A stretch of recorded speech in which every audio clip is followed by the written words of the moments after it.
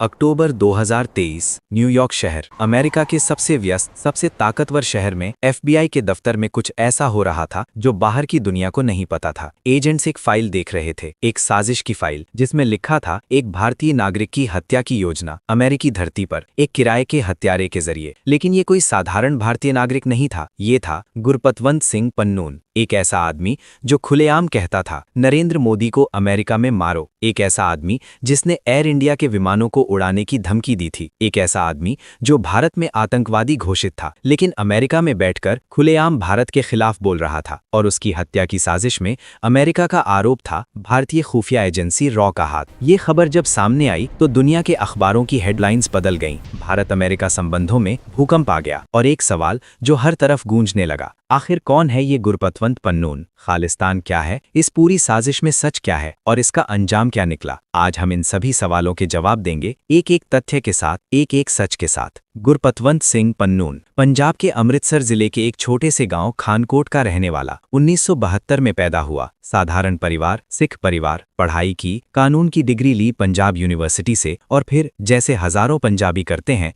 America चला गया। America में उसने और पढ़ाई की, वकालत की और धीरे धीरे एक ऐसे रास्ते पर चल पड़ा जो उसे भारत का सबसे वांछित अलगाववादियों में से एक बना देगा। पन्नून आज SFJ 6 फॉर जस्टिस का कानूनी सलाहकार और प्रमुख आवाज है। SFJ 6 फॉर जस्टिस एक अमरीकी संगठन है जो खालिस्तान की मांग करता है। खालिस्तान यानी एक अलग सिख देश जो पंजाब के हिस्से को काट कर बनाया जाए, भारत से अलग। ये विचार नया नहीं है, इसकी जड़ें 1970 और 1980 के दशक में है और उस दशक को समझे बिना पन्नून को समझना मुश्किल है। 1947 भारत आज़ाद हुआ, लेकिन विभाजन में पंजाब दो हिस्सों में बंट गया, एक हिस्सा भारत में, एक हिस्सा पाकिस्तान में। लाखों सिख जो पाकिस्तान वाले पंजाब में रहते थे भारत आए, लाखों मुसलमान भारतीय पंजाब से पाकिस्तान गए। ये विभाजन इतना दर्दनाक था कि उसके जख्म दशकों तक नहीं भरे। 1966 में पंजाब को भाषा के आधार पर फिर बांटा गया, पंजाबी बोलने वाला पंजाब और हिंदी बोलने वाला हरियाणा। इस बंटवारे से कई सिख नेताओं में असंतोष था। फिर 1970 के दशक में अकाली दल ने आनंदपुर साहिब रेजोल्यूशन पास किया। इसमें पंजाब को ज्यादा स्वायत्तता की मांग थी। लेकिन इसी दौर में एक और आवाज उठी, जरनैल सिंह भिंडरावाले। ये नाम 1980 के दशक के भारत का सबसे विवादास्पद नाम था।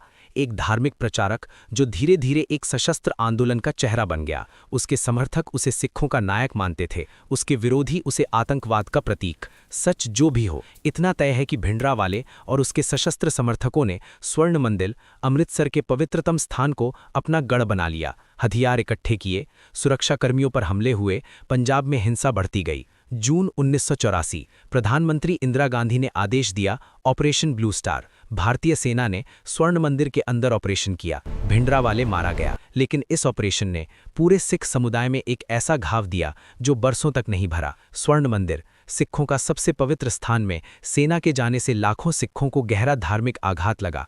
31 अक्टूबर 1984 को इंदिरा गांधी के 2 सिख बॉडीगार्ड्स ने उनकी हत्या कर दी और उसके बाद दिल्ली और देश के कई हिस्सों में सिख विरोधी दंगे भड़के, हजारों निर्दोष सिख मारे गए। 1984 के उस दंगे का जख्म आज भी कई सिख परिवारों के दिल में है और यही जख्म खालिस्तानी आंदोलन की सबसे बड़ी ताकत बना।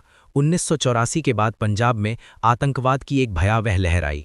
1980 के दशक के आखिरी सालों और 1990 के शुरुआती सालों में पंजाब में आए दिन हत्याएं होती थीं। पुलिस अधिकारी मारे जाते थे, हिंदू नागरिक मारे जाते थे, बसों से उतारकर यात्री मारे जाते थे। भारत सरकार ने कड़ा जवाब दिया। पंजाब पुलिस ने, जिनमें KPS गिल का नाम सबसे प्रमुख है, एक अग्रेसिव काउंटर टेररिज्म अभियान चलाया। 1990 के दशक के मध्य तक पंजाब में खालिस्तानी आंदोलन काफ़ी हद तक दब गया, लेकिन वो पूरी तरह खत्म नहीं हुआ। वो विदेश चला गया। कनाडा, ब्रिटेन, अमेरिका, जर्मनी, जहां बड़ी सिख डायस्पोरा थी, वहां खालिस्तानी विचारधारा जिंदा रही और उसी विदेशी जमीन पर पन्नून जैसे लोग पले बढ़े। पन्नून का हथियार है आवाज़। वो वकील है, कानून जानता है और अमेरिकी कानून के दायरे में रहते हुए वो सब कहता है जो भारत में कहना जेल की सजा होती। उसने रेफरेंडम 2020 का ऐलान किया, एक गैर बाध्यकारी जनमत संग्रह, दुनिया भर के सिखों से वोट मांगा। क्या वो खालिस्तान चाहते हैं? भारत सरकार ने इसे गैर कानूनी करार दिया, लेकिन विदेशों में कनाडा, ब्रिटेन, अमेरिका, ऑस्ट्रेलिया में इस रेफरेंडम के कार्यक्रम हुए।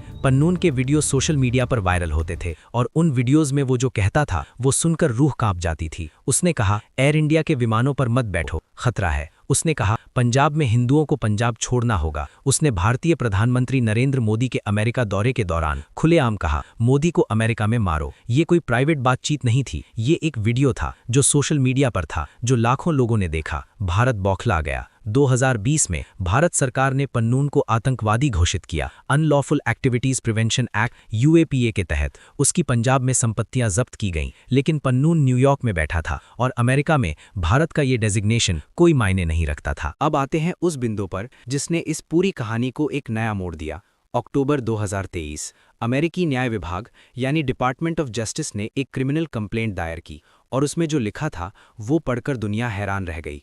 अमेरिकी अभियोजकों ने आरोप लगाया, एक भारतीय नागरिक निखिल गुप्ता ने एक अमेरिकी नागरिक से संपर्क किया एक हत्यारे को हायर करने के लिए। निशाना गुरपतवंत सिंह पन्नून, अमेरिकी धरती पर।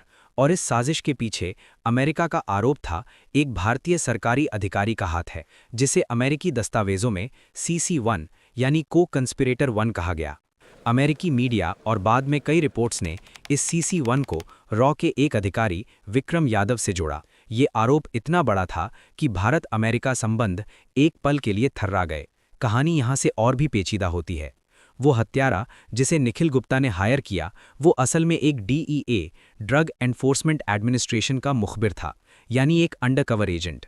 निखिल गुप्ता को लगा वो एक रियल हिटमैन से बात कर रहा है, लेकिन वो FBI और DEA का जाल था। गुप्ता ने उस अंडरकवर एजेंट को पन्नून की हत्या के लिए $1 लाख की पेशकश की।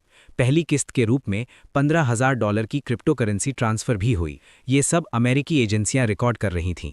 निखिल गुप्ता, जो उस वक्त चेक गणराज्य चेक रिपब्लिक में था, को वहां गिरफ्तार किया गया और बाद में उसे अमेरिका प्रत्यर्पित किया गया।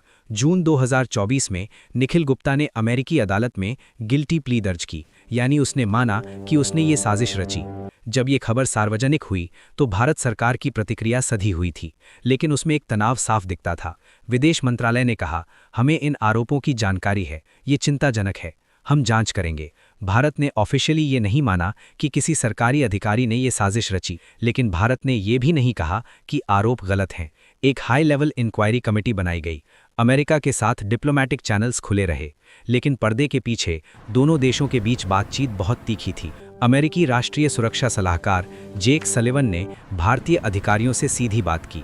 संदेश साफ था, अमेरिकी धरती पर इस तरह की हरकत, चाहे दुश्मन कोई भी हो, बर्दाश्त नहीं होगी। और यहाँ एक बड़ा सवाल उठता है जो सोचने पर मजबूर करता है।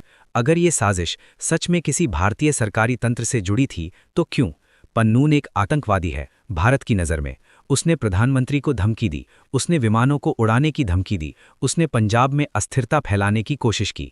भारत के नज़रिए से पन्नून एक खतरनाक दुश्मन है, लेकिन अमेरिकी ज़मीन पर किसी की हत्या करवाना ये एक बिल्कुल अलग स्तर का कदम होता। और अगर ये हुआ होता और पकड़ा जाता तो इसके नतीजे भारत के लिए विनाशकारी होते। पन्नून की कहानी अकेली नहीं है। इसी दौरान एक और हत्या हुई। जून 2023 कनाडा के ब्रिटिश कोलंबिया प्रांत में सरी शहर में एक गुरुद्वारे के बाहर गोली मारकर हत्या की गई हरदीप सिंह निज्जर की। निज्जर एक खालिस्तानी नेता जिसे भारत ने भी आतंकवादी घोषित किया था। सितंबर 2023 में कनाडाई प्रधानमंत्री जस्टिन ट्रूडो ने संसद में कहा, कनाडाई खुफिया एजेंसियों के पास विश्वसनीय जानकारी है कि निज्जर की हत्या में भारतीय सरकार के एजेंट्स का हाथ था। ये एक न्यूक्लियर बॉम्ब की तरह था। डिप्लोमैटिक दुनिया में भारत ने तुरंत इसे बेतुका और प्रेरित कहकर नकार दिया। दोनों देशों के राजनयिक एक दूसरे के देश से निष्कासित किए गए। भारत कनाडा संबंध जो पहले से कई वजहों से तनावपूर्ण थे, पूरी तरह बिगड़ गए। लेकिन कहानी यही नहीं रुकी। 2024 में कनाडा की royal Canadian mounted police RCMP ने फॉर्मली आरोप लगाए और कहा, भारतीय सरकार से जुड़े लोगों ने निज्जर की हत्या में भूमिका निभाई। कनाडा ने कुछ भारतीय राजनयिकों को, जिनमें भारत के हाई कमिश्नर संजय वर्मा भी थे, पर्सन्स ऑफ इंटरेस्ट घोषित किया। भारत ने अपने राजनयिकों को वापस बुला लिया। ये भारत कनाडा संबंधों का सबसे निचला बिंदु था। अब एक साथ दो देशों में, अमेरिका और कनाडा में, भारत पर इसी तरह के आरोप। दुनिया सोचने लगी, क्या ये कोई पैटर्न है? क्या भारत अपने दुश्मनों को विदेशी जमीन पर खत्म करने की नीति अपना रहा है? यहाँ हमें बहुत सावधानी से तथ्य देखने होंगे, क्योंकि ये एक ऐसा विषय है जिसमें भावनाएं और राजनीति दोनों मिली हुई हैं। पहली बात, भारत सरकार ने ऑफिशियली कभी नहीं माना कि उसकी कोई टारगेटेड किलिंग पॉलिसी है। दूसरी बात, निखिल गुप्ता केस में एक व्यक्ति ने गिल्टी प्ली ली, यानी वो साजिश रियल थी, लेकिन उस साजिश में भारत सरकार की कितनी ऊंचाई तक संलिप्तता थी, ये अभी भी पूरी तरह स्थापित नहीं हुआ है। तीसरी बात, निज्जर हत्याकांड में कनाडा ने आरोप लगाए, लेकिन 2024 तक किसी भारतीय सरकारी अधिकारी को फॉर्मली चार्ज नहीं किया गया था। चौथी बात, दुनिया के कई देश, अमेरिका, इजराइल, रूस, विदेशी जमीन पर अपने दुश्मनों को निशाना बनाते रहे हैं। इजराइल की मोसाड ने दशकों तक दुनिया भर में हत्याएं की। अमेरिका ने ड्रोन स्ट्राइक से पाकिस्तान, यमन, सीरिया में कई लोगों को मारा। लेकिन जब भारत पर ऐसा आरोप लगा तो पश्चिमी देशों ने इसे डिफरेंटली ट्रीट किया।